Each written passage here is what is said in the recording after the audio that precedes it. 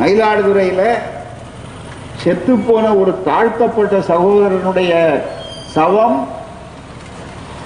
தெருக்களில், நடு தெருக்களில், இத்தனையும் பாப்பா வாழலங்க, மற்ற ஜாதிக்காரன் வாழ்றான். சூத்திரன்னு யார் பட்டத்தை எழுதி வச்சிருக்கானோ அவன் தான் வாழ்றான்.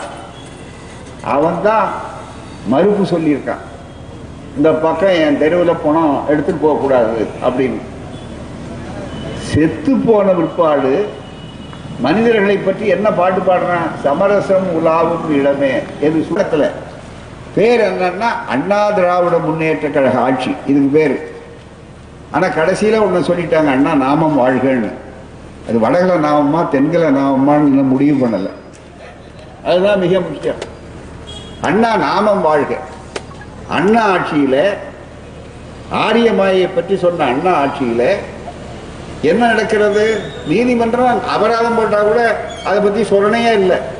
அபராதத்துக்கு மேல அபராதம் நீதிமன்றம் போடுது, உயர் நீதிமன்றம் பல விஷயங்கள்ல.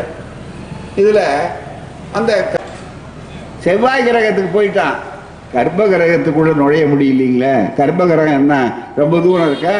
செவ்வாய் கிரகத்தை விட அதிகம் இருக்கா? இல்ல என்ன விண்வெளி பயணத்துல போற அறிவாளியோட ரொம்ப அதோட பெரிய விஞ்ஞானி தேவைமா இருக்கு?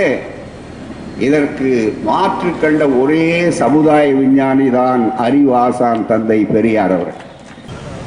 ஒரு கவர்மெண்ட், ஒரு அரசுங்கிறது தொடர்ச்சி. ஜனநாயகத்தில் ஒவ்வொரு 5 ஆண்டுக்கும் ஒரு மக்கள் தேர்ந்தெடுப்பாங்க.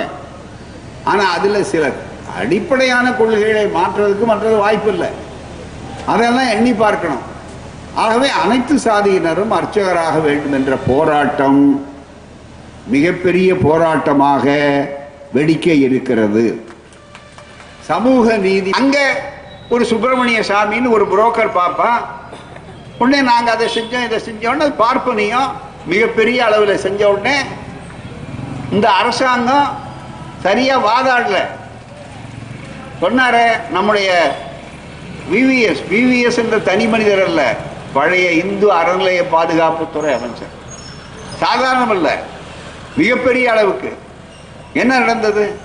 இப்ப சாட்சி சொல்றேன். ஹாஸ்டைல் கவர்மெண்ட், ஹாஸ்டைல் விட்னஸ் இல்ல. வழக்கு நடத்த வேண்டிய இடத்துல வழக்கு நடத்தாம அப்படியே கவனிக்காம கஞ்சாட காட்டிட்டா என்ன அர்த்தம்? விங்கிங். ஆங்கிலத்துல சொற்கள் இருக்கு, சொல்லட்டும். 3 நாள்ல பெரிய இந்த பிரச்சனையை தீர்க்கிறாரா? என் கையில் இருக்கு பாருங்க ஆதாரம். இந்த சிதம்பரம் கோயிலுடைய ரகசியம் பூரா இது எப்படி ராஜராஜ எவ்வளவு பச்சை அயோக்கியத்தனம். நாங்க சிதம்பரம் கோயில் நாங்க தான் கட்டணும். இந்த ஒரு கல்லை தூக்கி வச்சிருப்பீங்களா நீங்க? உங்களுக்கும் களிமண்ணுக்கும் என்ன சம்பந்தம்? உங்களுக்கும் இந்த சிற்பத்துக்கு என்ன சம்பந்தம்? சிற்பிகள் யாரு? நான் கோயிலுக்கு மானியம் விட்டவர் ராஜாக்கள்னா யாரு? நம்ம ராஜாக்கள் சேரன் சோழன் பாண்டியன் இந்த மாதிரி இடிச்ச வாய பயில்வதானே கொடுத்தான். பொண்ணை கொண்டு வந்து பொன்னம்பலம் வேண்டானே. பராந்தக சோழன் யார் அவன்? உனக்கு என்ன சொந்தக்காரன்?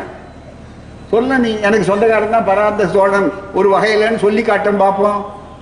நீங்க நல்லா நினைச்சு பார்க்க வேண்டாமா? நினைத்து பாரு. இந்த படத்துல இங்க பாருங்க, மேல சிதம்பரம் கோயில் இங்க Nataraja temple work in ancient பீரியடா. எப்ப இப்போ ஓவியம் எழுதிவிட்டு பழைய காலம் ஏன்ஷியன்ட் பீரியட். இவன் நினைச்சான்னா அப்ப எப்படி வரலாற்றை எழுதியிருப்பான் பாருங்க.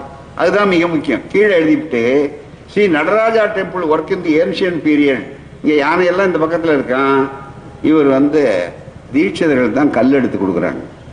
பாறாங்கல்லாம் உனக்கு உடம்புல சக்தி இருக்கு, வேலை வாங்கியிருந்தா நல்லா தூக்கியிருப்பான், அது ஒன்றும் சந்தேகம் இல்லை. ஆனா அவன் என்னைக்காவது தூக்கியிருக்கானா? இந்த பாருங்க, இது இப்ப எழுதிட்டு இருக்கிற ஓவியங்க இந்த கோயிலுக்குள்ள. இதை தோழர்கள் கொடுத்துருக்குறாங்க கொண்டு வந்து.